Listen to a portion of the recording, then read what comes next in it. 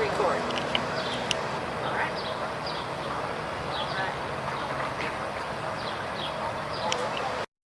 Hello, welcome to Zoosday Tuesday. I'm Ann, and I'm excited to be out of the studio today and in the garden with our gardener, Alyssa Jarrett. Welcome to the show. Thanks for having me.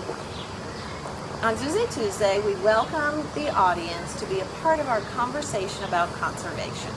And today's topic is gardening for wildlife. And I could think of no one better than you to talk to you about gardening for wildlife. Wonderful. So, this is your garden? Yes. One of many? Yes, this is our vegetable garden that we have for enrichment for animals, but it also has pollinators on it. So, I have a question for you. I hear the phrase native plant a lot, and I'm wondering, what is a native plant? This is what's going to be a plant that's grown in your area specifically, that's not necessarily going to be growing somewhere else. And so it's really important in our climate, in our spaces, to have native plants that are going to attract those native species of insects and animals to them, versus like going and buying flowers that aren't native here. I think it's really important to have the plants available to the insects that need them. And so in this garden we have a lot of specific native plants, but also a lot of non-native plants. Mm-hmm. So this big plant in front of us, what is this a native plant? This is a native plant, and it is a milkweed. It's a monarch specific milkweed that will attract them. They eat from it, and one of the only insects that enjoy it. Moving on, we have dill, and here's one of our specific pollinators. We have a swallowtail caterpillar here. They really like dill. Oh, look at that big caterpillar. And then we have tomatoes here on our cages here. I see a tomato. Nice. Oh, yeah. Right. We have celery here. That's celery? This is celery. Wow, that doesn't look like what I get places for. No. I can see it now they do. Yeah, that's celery. There's those stalks. We have Brussels sprouts down here. More peppers around here. More tomatoes down here. And then in our edges we have what we call a companion planting called the Three Sisters. And so we have corn and beans and squash. So the corn gets tall, the squash shades the bottom, and the beans can grow up the corn. Alyssa, some of our friends live in apartments and they don't have a yard.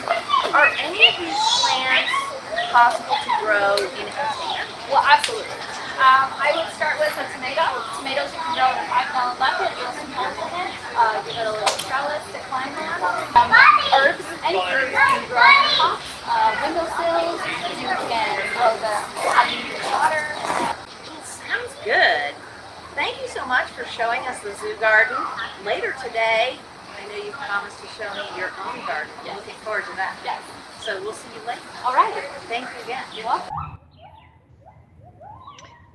I walked over to our plant grow fly pollinator garden where I found lots of flowers and lots of pollinators. You can hear the gibbons calling to each other in the background.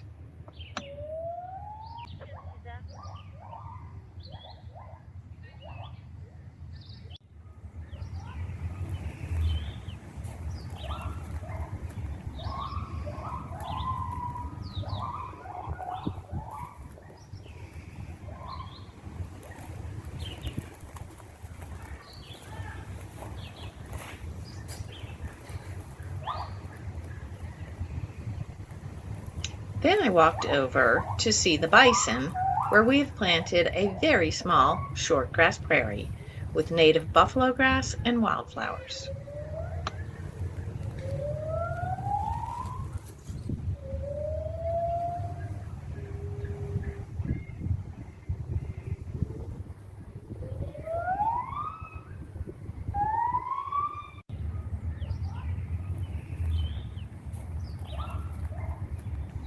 Now it's time to go to Alyssa's house. Welcome to my garden. Thank you for giving us a tour of your garden. So in here is a this was my original pollinator garden. I have herbs, but then I also have vegetables in here as well.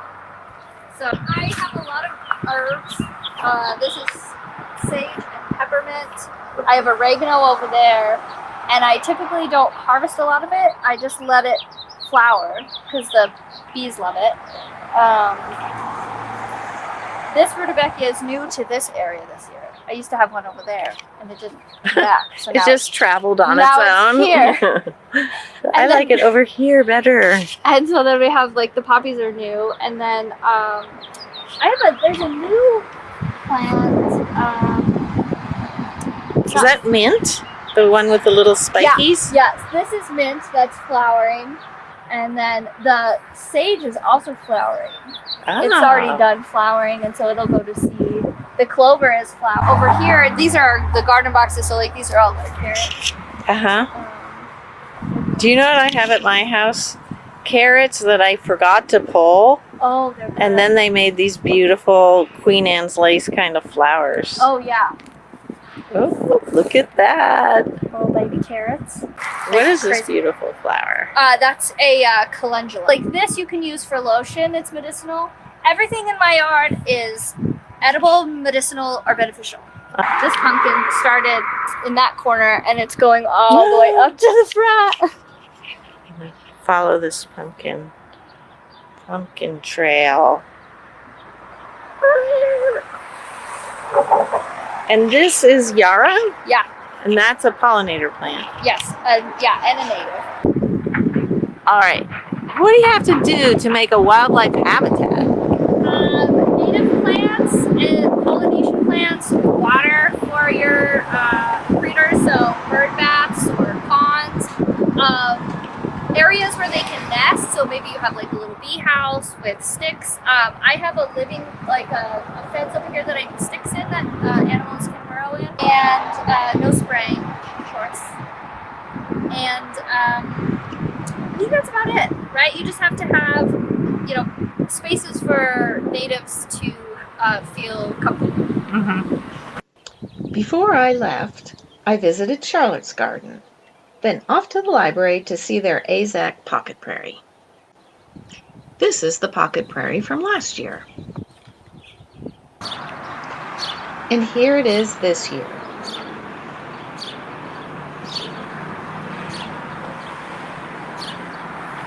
Already bigger and attracting pollinators. I'd seen these European honeybees at their hive at the zoo earlier in the day.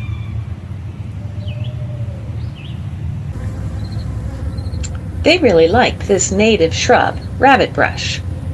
Now I went in search of more pollinators.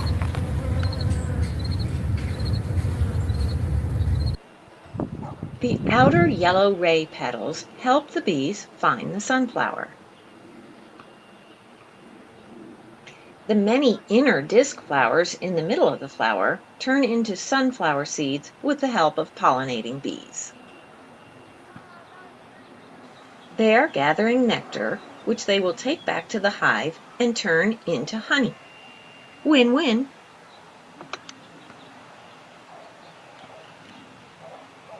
Let's slow this down and take a closer look.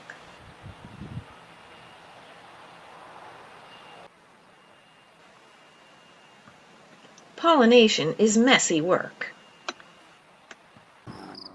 Many native bees are solitary, like this metallic green bee.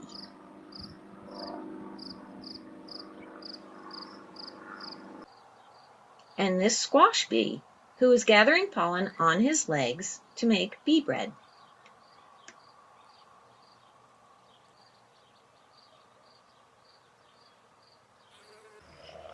Here are some tiny native sweat bees.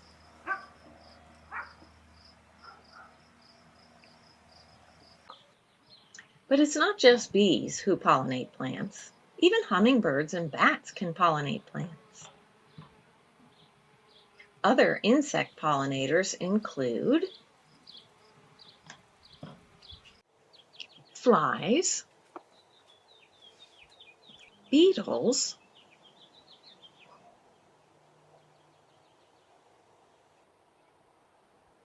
grasshoppers, Mine are pollinators, but this one left a little fertilizer.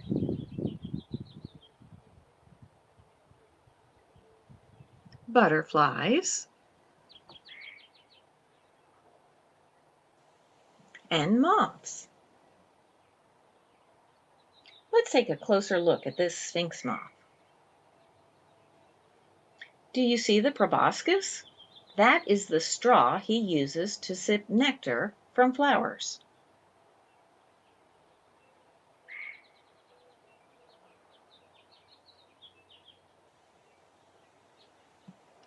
Moths and butterflies lay eggs, which hatch into caterpillars, which birds like to eat.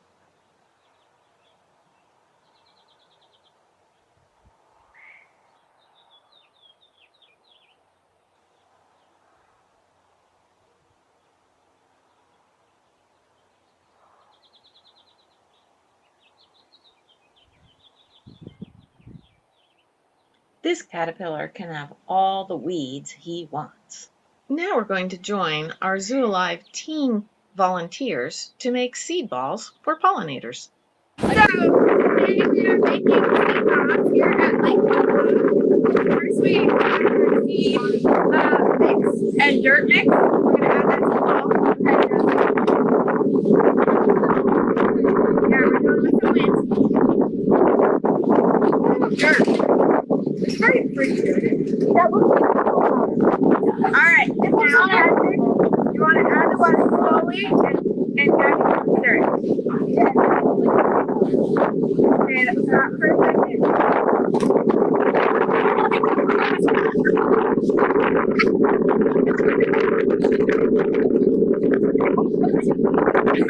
All right. Now we're going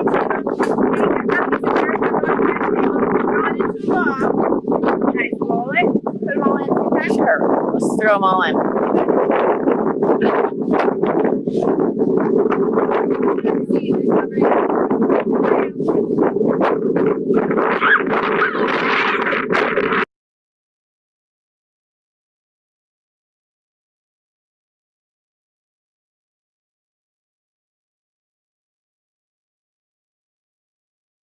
Record. All right.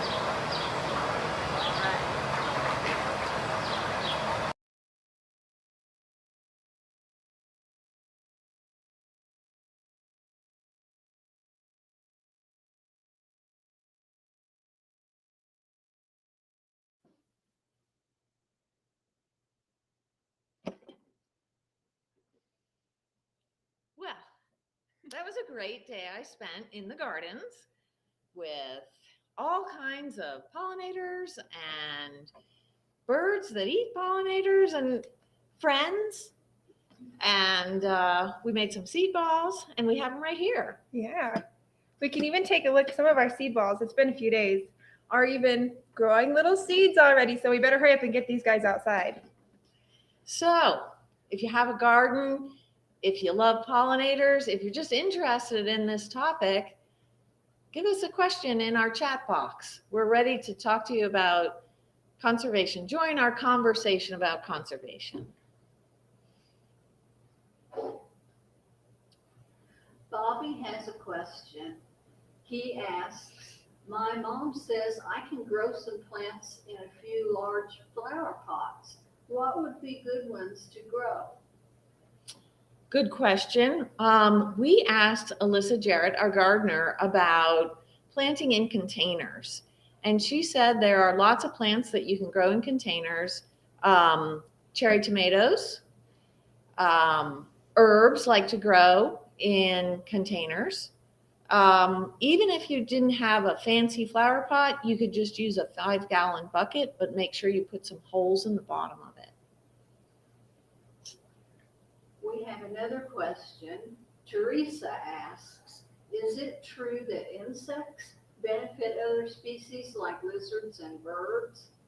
You want to take that one? Sure. Yes, they do benefit them. The insects can be eaten by the birds. We kind of talked about that in our week about migration, if you guys had a chance to check that one out. But lizards and other small species also benefit from being able to eat those insects. Any more questions in our chat box? Okay, well, that's it. Next week, not next week, August 1st, when we do Zoosday Tuesday, we have a Zoo Alive takeover. So the kids that you saw making seed balls, they are going to be talking about animals and human care. Is that right? Yep, I am the Zoo Alive coordinator, and so I have some kids super excited to talk to you guys next week for our Zoo Alive takeover. Thanks so much for joining us. We'll see you next time. Bye-bye.